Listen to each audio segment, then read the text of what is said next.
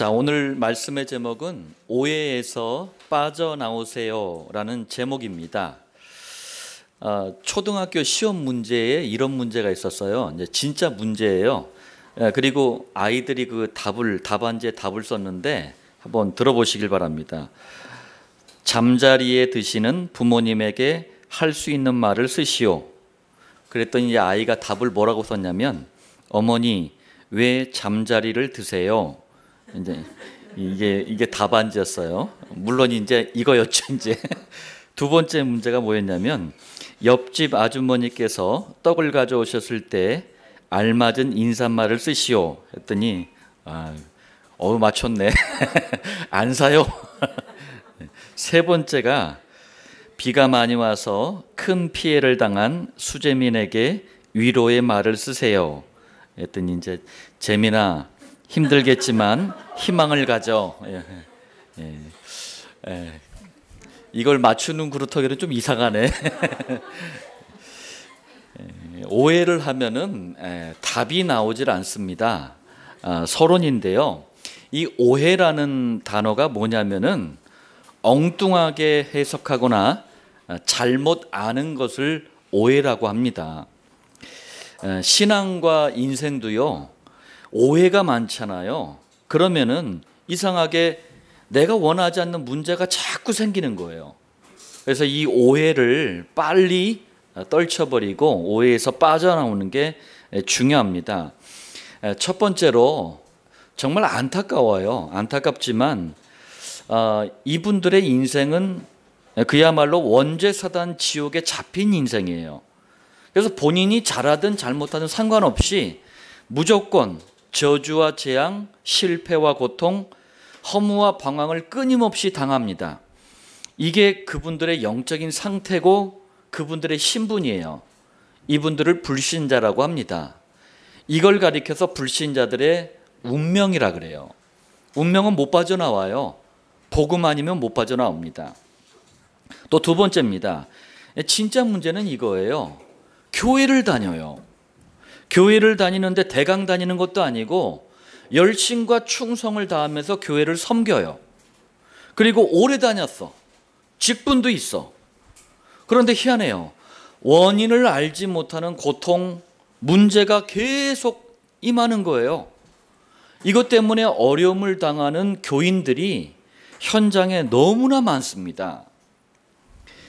저를 만난 교인들이 전도 현장에서 만나잖아요. 제 앞에서 그야말로 한많은 눈물 흘린 교인들이 얼마나 많은지 몰라요. 목사님 왜 이러냐고. 내가 차라리 교회를 안 나왔더라면, 예수를 안 믿었더라면. 제가 속으로는 그러죠. 당신이 믿는 예수가 도대체 어떤 예수요? 오해를 가지고 있으니까 문제가 와도 어려움이 와도 진단을 못해요. 그러면서 이제 원망 불평하는 거예요. 자, 세 번째입니다. 왜 그렇습니까? 간단히 말하자면 가장 중요한 세 가지가 오해가 되어 있어서 그래요. 오해가 많은 정도가 아니라 오해에 쩔어 있어요. 쩔어 있다는 말 아세요? 짠지처럼 그냥 쩔어 있어. 도무지 오해가 너무 많다 보니까 벗겨내도 그냥 오해야, 계속. 오해에서 빨리 빠져나오기만 해도 신앙과 인생은 굉장히 행복해질 것입니다. 특히 세 가지 오해에서 빨리 빠져나와야 됩니다. 자, 본론 첫 번째입니다. 이게 저는 이렇게 표현하고 싶어요. 정말 시대적인 오해예요. 오해를 해도 세게 오해를 하는 거야. 뭐냐면은 나는 복음을 잘 알고 있다. 정말 잘한다면 상관없겠는데 그렇게 시대적인 오해를 가지고 교회 다니는 분들이 너무나 많아요. 첫 번째로 특히 이 목사들도 그렇습니다. 거의 대부분요, 종교를 이해를 해놓고 복음을 이해하고 있다라고 오해를 가지고 있어요. 무슨 얘기냐면은 보통 목사가 되려면요, 신학대학교 4년, 신학대학원 3년, 7년을 학교를 다녀야 돼요. 그리고 이런저런 부교육자 과정을 거쳐야 되고 목사고시에 합격을 해야지만 목사 안수를 받아요. 목사가 되는 거예요. 자, 그런데 너무나도 이상하고 안타까운 것은 신학교에서요, 단 한 번도 복음을 가르쳐 주지를 않아요. 성경을 배우지를 않아요. 그냥 신학자가 쓴 신학책을 배우는 거예요. 이러다 보니까 성경을 배우는 게 아니라 신학 이론을 배우다 보니까 단 한 번도 복음을 배우지 못하다 보니까 목사 스스로도요, 종교를 차곡차곡 쌓아놨는데 그걸 복음이라고 생각을 하는 거예요. 그걸 가지고 교회에 와서 이제 설교를 하고 이제 선포하잖아요. 그걸 듣는 교인들도 역시 똑같은 종교를 차곡차곡 쌓는 거예요. 그래서 서론에서 얘기했던 것처럼, 그러니까 현장에 나가면 그런 교인들을 만나는 거예요. 아, 왜 이렇게 문제가 많습니까? 그래서 기도는 안 가서 그렇습니까? 금식 안 해서 그렇습니까? 원인을 모르는 거예요. 먼저 확실하고 분명하게 이해할 것은 종교하고 복음은요, 완전히 다른 거예요. 자, 그렇다면 종교가 뭡니까? 누가복음 18장 9절에 자기를 의롭다고 믿는 이라고 했습니다. 의롭다고 믿고 있대요. 자, 이게 무슨 말이냐면은 인간을 향해서 야, 올바르게 살아, 의롭게 살아, 이렇게 가르치는 게 뭐죠? 곧 인간의 의를 강조하고 가르치는 게 종교예요. 기독교는 종교가 아닙니다. 인간의 의가 뭐예요? 윤리, 도덕, 인격, 수준, 구제, 사랑, 봉사 등등등. 이걸 잘하는 걸 인간의 의라 그래요. 대충 보면 여러분들 이게 나쁜 게 없다니까요. 우리도 당연히 이런 삶을 살아야 돼요. 그러나 여러분들, 교회는 인간의 의를 가르치는 곳이 아니에요. 인간의 의는 누구나 가져야 할 상식입니다. 그 학교에서 배우면 돼요. 부모님한테 배우면 돼요. 좀 세게 배우려면 절간 가세요. 성당에 가세요. 그 이상도 그 이하도 아니에요. 그냥 상식이에요. 인간의 의 가지고는 원죄, 사단, 지옥, 이 모든 인간이 가지고 있는 본질적인 저주 문제가 해결이 안 된다니까요. 복음만이 이 문제를 해결할 수 있어요. 그렇기 때문에 복음과 종교는 완전히 다른 겁니다. 그런데 안타깝게도 지금 교회 안에 인간의 의를 강조하는 이 종교가 마치 복음 행세를 하고 있다니까요. 대표적인 게 마태복음 16장 14절이에요. 여러분들 예수님을 세례 요한처럼 알고 믿잖아요. 그러면 자기도 모르게 정의, 평등 이거 외친다니까요. 예수님을 엘리야로 알고 믿잖아요. 그럼 자기도 모르게 막 능력, 기적 이것만 쫓아다녀. 예수님을 예레미야로 알고 믿잖아요. 그러면은 절간에서도 성당에서도 할 수 있는 봉사, 박애 이런 데 막 인생을 건다니까. 예수님을 선지자로 알고 믿으면 인격, 막 수준 이게 높아가는 게 신앙의 목적이래. 대한민국 목사들 중에요, 교인들이 가장 존경하고 인기가 최고인 목사가 저 분당에 있어요. 분당의 대형교회 목사인데 이 목사가 그럼 왜 인기가 많고 교인들은 왜 추앙을 하느냐? 대형교회 목사인데도 차도 작은 차를 몰고 다녀요. 그리고 설교할 때 그렇게 울어. 뭐 이렇게 울어? 그러면서 교회가 개혁돼야 된대. 왜 이렇게 막 민주주의가 안 되냐? 왜 이렇게 똑바로 안 사냐? 그래서 막 울어. 얼마나 훌륭합니까? 아주 괜찮은 목사잖아요. 괜찮잖아요. 여러분들 이게 종교예요.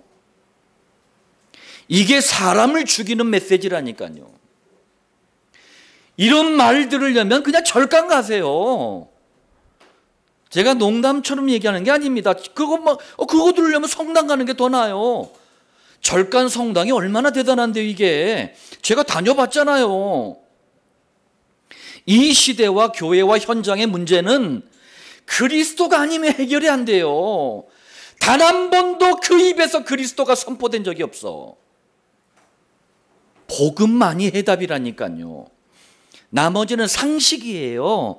상식이 교회의 본질이 되면 망한다니까요.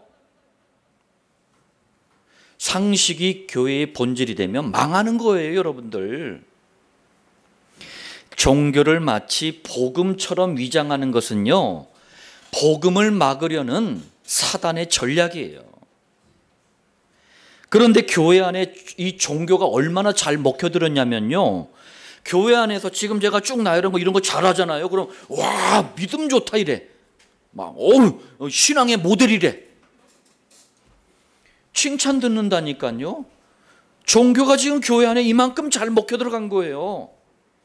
아닙니다. 이건 인간의 상식이지 교회의 본질, 복음의 본질이 아닙니다. 이거 잘한다고 인생의 문제가 해결돼요? 이거 잘하면 사단이 꺾여요? 그럼 해야지. 성경도 그렇다면 그거 말해야지. 성경은 그거 말하지는 않잖아요. 누가복음 18장 11절에서 12절에 바리새인이 나와요. 바리새인도 종교를 복음으로 착각을 해버린 거야. 자, 그래서 바리새인이 자기 인간의 의를 싹 이렇게 은근히 자랑하는 거 있죠. 나는 토색이란 말은 강제로 남의 것을 빼앗는 걸 토색이라 그래요. 불의, 나는 의롭다 이런 거예요. 간음, 나는 음란하지도 않다. 자, 그러면서 이런 자들과 같지 아니하고 은근 자랑하는 거예요. 나는 일주일에 2번씩 금식하고 또 소득의 11조를 드리나이다. 자, 보세요. 교인들이 생각하는 훌륭한 목사나 바리새인들이 생각하는 그 복음이나 똑같은 얘기예요. 나쁜 게 없다니까요. 우리도 마땅히 당연히 해야 될 일 아닙니까? 그러나 이것만 알고 이것만을 위해서 교회를 다닌 거예요. 그럼 뭐가 문제냐? 원죄 사단 지옥 문제는 그대로 남아있는 거예요. 자신의 올바른 행위를 가지고 위로는 삼고 다니는데 원죄가, 지옥이, 사단의 권세가 안 꺾인다니까요. 그러니까 교회를 오래 다니고 막 열심히 한 교인들이 문제를 만나니까 막 저한테 막 눈물로 하소연을 하는 거예요. 나 예수 믿었는데 왜 이럽니까? 차라리 안 믿을 걸 그랬어요. 그럼 제가 솔직히 그렇게 말하고 싶어. 당신이 한 번이라도 예수 믿은 적 있냐? 당신이 믿는 예수하고 성경이 말씀하는 예수하고 얼마나 다른 줄 아냐? 두 번째입니다. 복음은요, 인간의 의가 요만큼도 없다니까요. 하나님의 의만 나타나고 강조되고 드러나는 게 복음이에요. 로마서 1장 17절에 복음에는 하나님의 의가 나타나서, 인간의 의가 아니라 하나님의 의가 나타나서. 그럼 하나님의 의가 뭐예요? 하나님의 의, 여러분들 나름대로 훌륭하고 뭐 의미가 있을지 몰라도 인간의 의 가지고는 모든 사람들이 태어날 때부터 가지고 있는, 그걸 가지고 태어난다니까요. 원죄 사단 지옥 문제가 해결이 안 돼요. 우리는 싹 다 죄인입니다. 죄인은 죄인을 구원할 수가 없어요. 그래서 하나님께서 이 문제에 개입을 하신 거예요. 어떻게 해요? 하나님께서 직접 사람의 아들로 오셔서 그리스도의 일을 통해서 이 문제를 해결하신 거예요. 그래서 하나님의 의란 원죄 사단 지옥 문제를 해결하신 그리스도의 일을 말씀하시는 거예요. 이걸 조금 더 설명하면 하나님의 의, 곧 그리스도의 일이란 것이 뭐냐면은 어떤 인간도 해결할 수가 없어요. 뭐가? 원죄. 이거 해결하지 못하면 저주와 재앙이 오는 거예요. 이걸 해결하는 제사장의 일을 그리스도의 일이라 그래요. 이게 하나님의 의라니까요. 자, 어떤 영웅도 이기지 못합니다. 그게 사단이에요. 사단을 꺾지 못하면 오는 실패와 고통을 막아낼 수가 없어요. 이걸 해결하는 일을 왕의 일이라고 합니다. 이 왕의 일이 그리스도의 일이에요. 이게 하나님의 의입니다. 자, 누구도 피할 수 없는 운명이 있습니다. 그게 지옥이에요. 이것 때문에 허무하고 방황이 되는 거예요. 이걸 해결하는 일을 선지자의 일이라 그래요. 이게 그리스도의 일이라니까요. 이게 하나님의 의라니까요. 자, 정리하면 하나님의 의, 곧 선지자, 제사장, 왕의 일을 합해서 그리스도의 일이라 그래요. 이 그리스도의 일을 이루신 분이 예수님이에요. 이걸 줄여서 예수가 그리스도다 이렇게 말하는 거예요. 이걸 두 글자로 복음이라 그래요. 다시 말하자면 복음에는 하나님의 의가 나타나는데 하나님의 의를 예수가 그리스도라고 하는 거예요. 여러분들, 종교하고 복음하고 완전히 다르다니까요. 두 번째입니다. 이게 참 그래요. 기도를 오해하면서 기도를 정성껏 오래 열심히 세게 막 기도하잖아요. 제가 단언코 얘기합니다. 전부 헛수고예요. 목만 아파, 힘만 썼어. 기도하기 이전에 기도에 대한 오해부터 빨리 벗어버려야 돼요. 기도에 대한 오해에서 빨리 빠져나와야 돼요. 이 무슨 말씀인가 한번 전해드리겠습니다. 첫 번째예요. 여러분들 기도에 대해서 명심해야 될 것은 우리가 교회를 딱 나왔을 때 뭐부터 배우느냐? 그냥 기도부터 막 한 거야.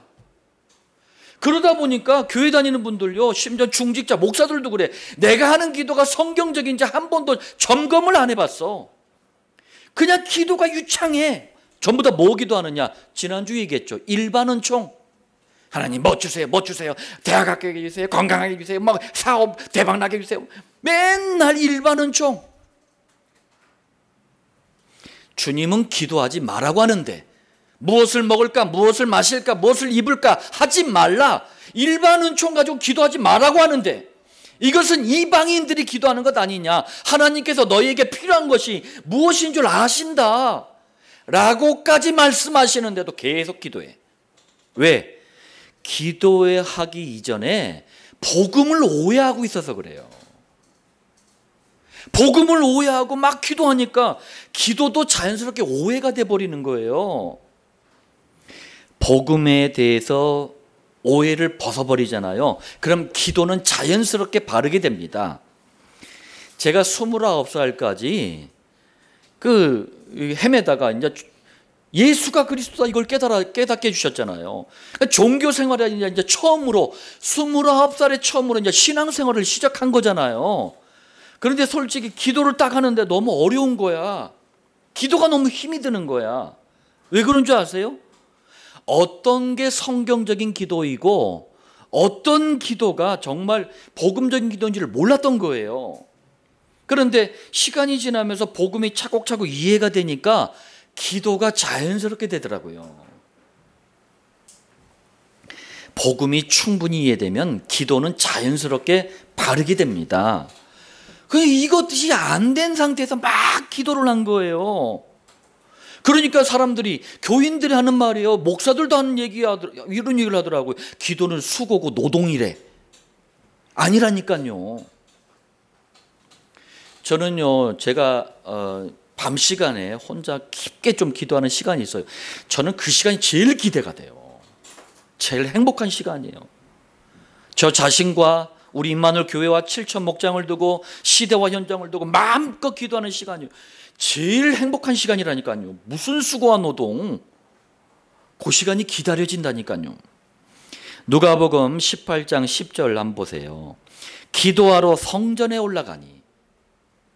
유대인들은요, 오전 9시, 낮 12시, 오후 3시 이렇게 하루 3번씩 기도하는 시간을 정해놓고 기도를 해요. 그걸 정시기도라 그래요. 시간을 정한다 해가지고. 우리 임마누엘 교회도 정시기도 하잖아요. 요걸 또 흉내낸 게 있어. 이슬람교가 성경에서 그걸 뺏겨온 거예요. 그래 더 세게 기도해. 우리는 5번씩 한다 해가지고 전 세계 어느 나라 어느 지역에 있던 사우디아라비아 메카 그 방향을 딱 알아놔가지고 딱 바라보면서 거기에 카바 신전이 있거든요. 원래 그게 이슬람교 게 아닙니다. 우리 주보에도 그거 한번 실었었죠. 이슬람교 게 아니에요. 그냥 이방인들이, 불신자들이 우상 숭배하던 그 돌을 뺏은 거예요. 그래가지고 지네들 신전으로 만들어 놓은 거야. 웃겨. 그래서 카바 신전을 향해서 알라가 달의 신이에요. 월신, 달, 하늘에 떠 있는 그리고 마호메트한테 막 기도하는 거야. 어쨌든 여러분들, 기도의 비밀이나 행복이 없다면 기도가 수고가 되고 노동이 돼버린다니까요. 오해가 풀리지 않으면 기도가요, 아무런 능력이 없어. 응답도 없어. 그냥 형식과 습관이야. 다른 사람 앞에서 그냥 자기 자신을 그냥 과시하는 수단밖에 안 돼. 18장 11절 바리새인 보세요. 바리새인은 서서 따로 기도하여. 아니, 우리 주님은 거꾸로 얘기하시잖아요. 기도를 골방에서 해라. 이것도 이상하게 이해하는 사람들이 있어. 그래서 골방만 찾아다녀. 그 얘기가 아니에요. 골방이란 얘기는 하나님 앞에서 해라, 그 말이에요.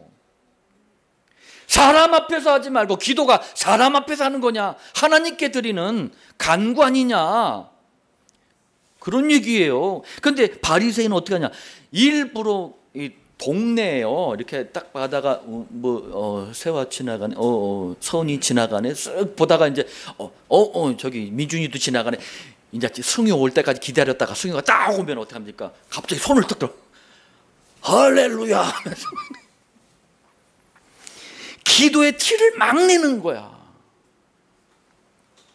제가 아는 어느 목사가 있는데요, 다른 사람들 앞에서만 서면 그렇게 신령한 척을 해.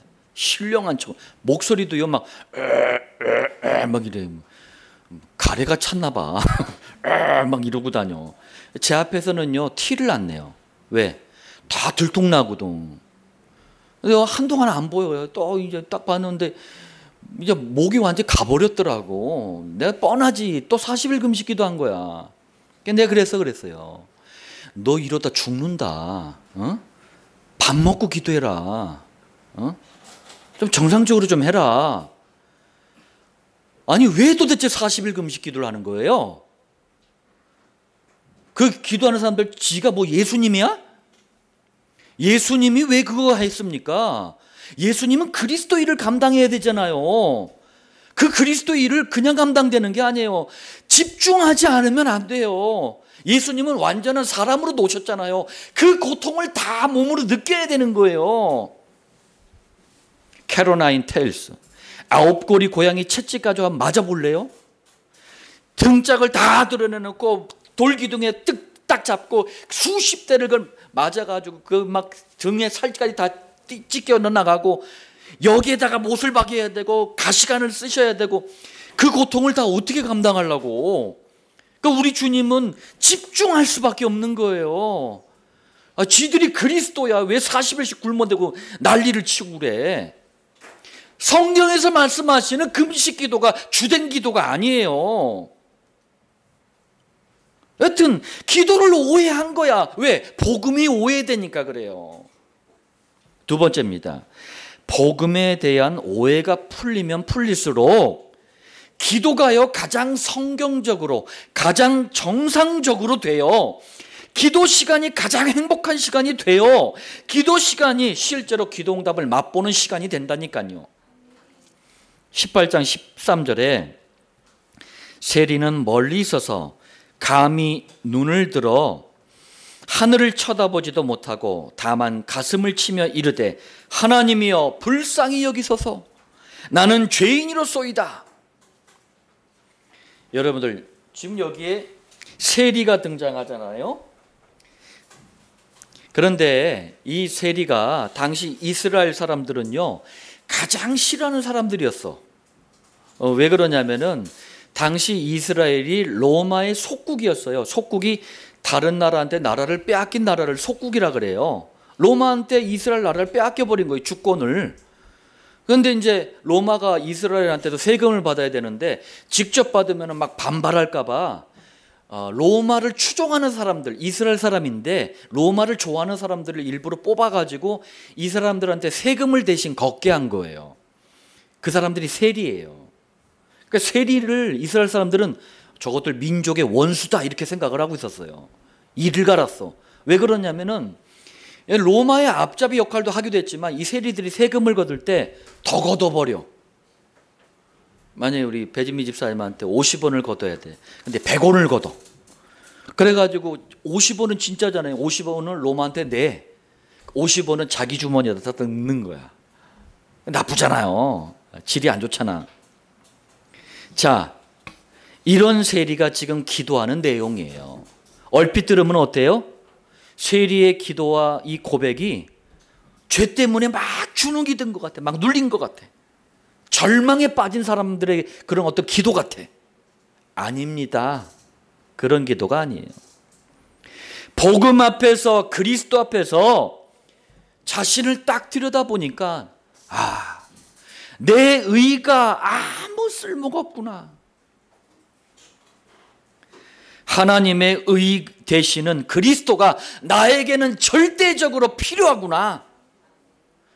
이런 인생임을 고백하는 고백이에요, 이게. 세리는 기도하기 전에 먼저 복음부터 바르게 이해하고 있었던 거예요. 그러니까 기도가 이렇게 바르게 나오는 거예요. 바리새인하고 완전히 거꾸로잖아. 이런 세리를 향해 주님은 말씀합니다. 14절. 내가 너희에게 이르노니 이에 저 바리새인이 아니고 이 사람이 의롭다 하심을 받고 그의 집으로 내려갔느니라. 복음을 제대로 이해하니까 기도 응답이 되는 거예요. 이 세상 사는 동안에도 하나님의 자녀로서, 하나님의 의인으로서 하나님의 응답 앞에 사는 인생이 돼버린 거예요. 자, 본론 세 번째입니다. 전도도 마찬가지입니다. 전도를 오해하잖아요. 그럼 거꾸로 자기 자신도 몰라 잘한다고 하는 일인데 오히려 전도를 막는 자리에 서게 된다니까요. 여러분들 생각해 보세요. 전도를 내가 맡고 있다. 이거 얼마나 비극적인 겁니까? 빨리 전도에 대한 오해에서도 빠져나와야 돼요. 첫 번째입니다. 여러분들 기억하시길 바랍니다. 먼저 복음에 대한 오해, 기도에 대한 오해, 여기서 빨리 빠져나와야지만 전도가 올바르게 돼요.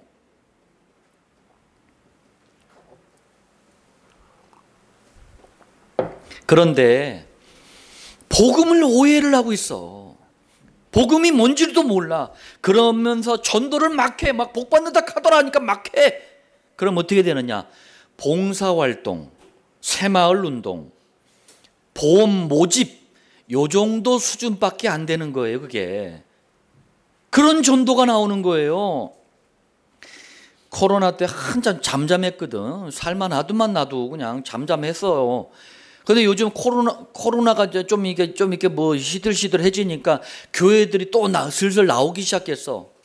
나와가지고 뭐냐, 띠둘러 이제. 하나님은 너희들을 사랑한다면서 띠두르고 막 동네방네 쓸고 다니고 막 토스트 굽고 커피 타고 막 사탕 나눠주고, 단 한 번도 그 입에서 예수가 그리스도라는 복음이 나온 적이 없어요. 이거는 전도를 막는 거예요, 여러분들. 기도를 또 오해를 하고 있으니까, 오해하고 있는 속에서 막 전도하고 니까 전도가 어떻습니까? 신비주의식 전도밖에 나올 게 없는 거예요. 어느 교회에 큰 플래카드가 붙어 있더라고. 봤더니 불, 은사의 불, 방언의 불, 능력의 불. 그러면서 막 오래. 내가 속으로 해서 그만 불해라, 다 타겄다 이것들아. 그래가지고 한국 교회를 이래 망친 거예요. 우리 사택 있는 교회 옆에도 교회 하나가 있잖아요. 여자 목사야. 아침이든 밤이든 하여튼 이 신비주의에 빠지면요 교회를 주구장창 열심히 나와. 그게 은혜인 줄 알아. 일도 안 해. 아침에도 뭐 남편이 가든 말든 새끼들이 어디 학교 가든 말든 막 와서 난 기도해야 된대. 밤에도 막 잠도 안 자고 막 계속 똑같은 말이야. 1년 360일 랄랄랄랄랄라 이러게. 하나님이 우리 여러분들을 유아기 아이로 갓난 아기로 만들어요? 하나님이 한국말을 못 알아들어요? 하나님이 영어를 못 알아들어요? 랄랄랄랄라 이게 뭐야? 이걸 갖다가 한두 시간도 아니고 3-4가지씩 막 해버려. 똑같은 말을. 그게 무슨 인생이야, 그 인생이. 두 번째입니다. 복음과 기도에 대한 오해에서 빠져나와야 돼요. 그러면은 전도라는 게 내가 하는 게 아니구나. 전도는 되어지는 거구나. 인생의 모든 문제에 대한 유일한 해답, 이게 복음 아닙니까? 복음을 바르게 깨달았어. 자, 하나님의 응답, 역사, 인도를 누리는 게 기도 아닙니까? 기도가 바르게 됐어. 그러면 당연히 이 증거가 오게 돼요. 힘이 생긴단 말이에요. 기쁨이 넘친단 말이에요. 그럼 그걸 말하게 돼 있어요. 그 사람을 증인이라 그래요. 이게 전도입니다. 누가복음 18장 14절에 얘기합니다. 무릇 자기를 높이는 자는 낮아지고, 자, 성경에서의 불신자들도 이 말을 인용을 하더라고. 종교단체, 막 정치인들도 이 말을 인용하더라고. 자기를 높이는 자는 낮아진대 막 인용하더라고. 그러면서 뭐라고 오해를 하는 거야. 겸손해라, 막 교만하지 말아라, 막 그런 말로 알고 있더라고. 아닙니다. 성경은 종교 경전이 아니에요. 무슨 말이에요? 자기를 막 높이려고 하는 걸 뭐라고 합니까? 이게 인간의 의를 막 높이려고 하는, 그게 종교입니다.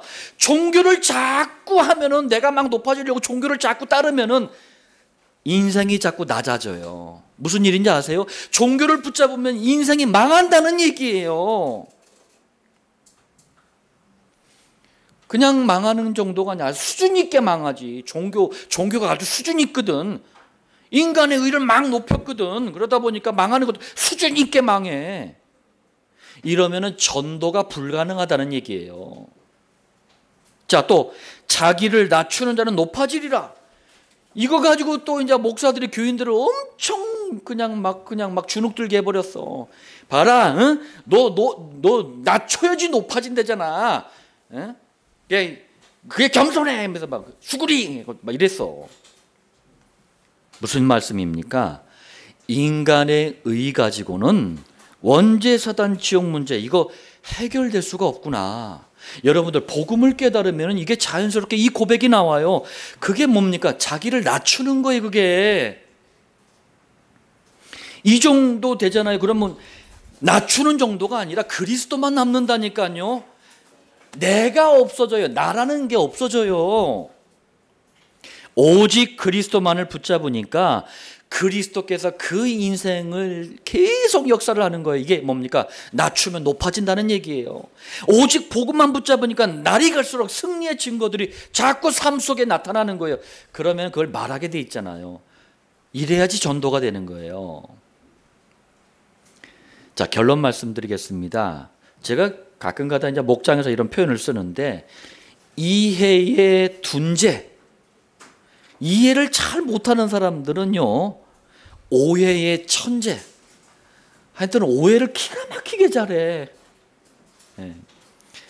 우리 임마누엘 교회나 목장에서 저를 만나는 분들, 처음 이렇게 말씀을 듣는 분들은 다 요 상태였어요. 뭔 말을 하면 다 오해를 해. 왜 그러냐면은 종교가 너무 많아서 그래요.